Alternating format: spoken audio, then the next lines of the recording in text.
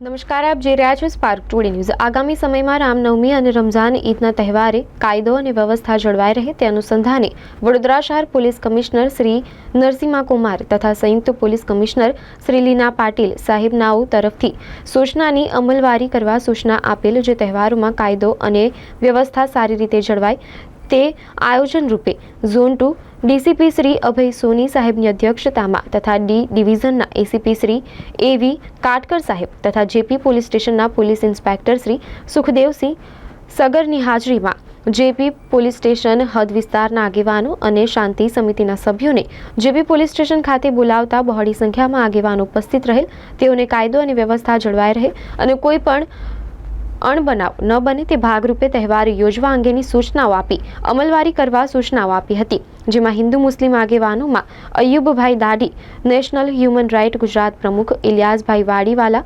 ભાજપ લઘુમતી મોરચા મહામંત્રી અશરફભાઈ ઘાંચી, રોહનભાઈ પાટીલ, સાજિદ પઠાણ, સાફિન મલિક, વિપુલભાઈ વગેરે આગેવાનો હાજર રહી શાંતિથી તહેવાર ઉજવવા તેવી અપીલ કરી હતી। આજે વડોદરામાં તાંદલા ખાતે જેપી રોડ પોલીસ સ્ટેશનમાં આવતા તહેવારોને લઈને શાંતિ સમિતિનું આયોજન કરવામાં આવેલું હતું।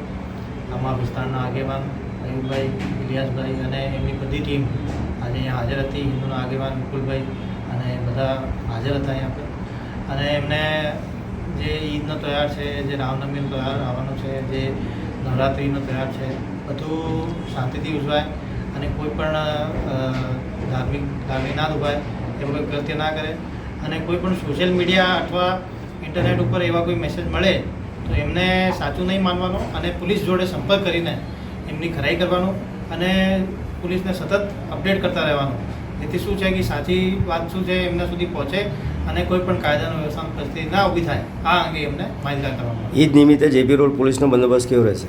ઈદ નિમિત્તે બધા ધાર્મિક સ્થળો પર અમારો બંદોબસ્ત રહેશે, પોઈન્ટ રહેશે, સવારથી અમારી પેટ્રોલિંગ રહેશે અને અમે સતત આગેવાનોના સંપર્કમાં રહીને શાંતિપૂર્ણ ઈદ ઉજવાય આ રીતે અમે લોકો કામગીરી કરવાના છે। જેપી પોલીસ સ્ટેશનમાં આજે શાંતિ સમિતિની મિટિંગ રાખી હતી। એમાં ડીસીપી અભયભાઈ સોની સાથે એસીપી સાહેબ કાટકર સાહેબ અને પીઆઈ સાહેબ સાગર સાહેબ બી ઉપસ્થિત હતા।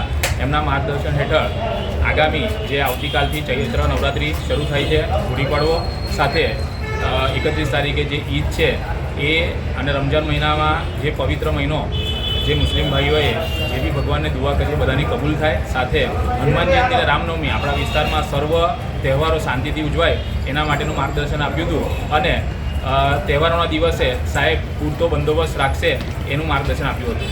શું નામ આપનું? રોહન પાટીલ।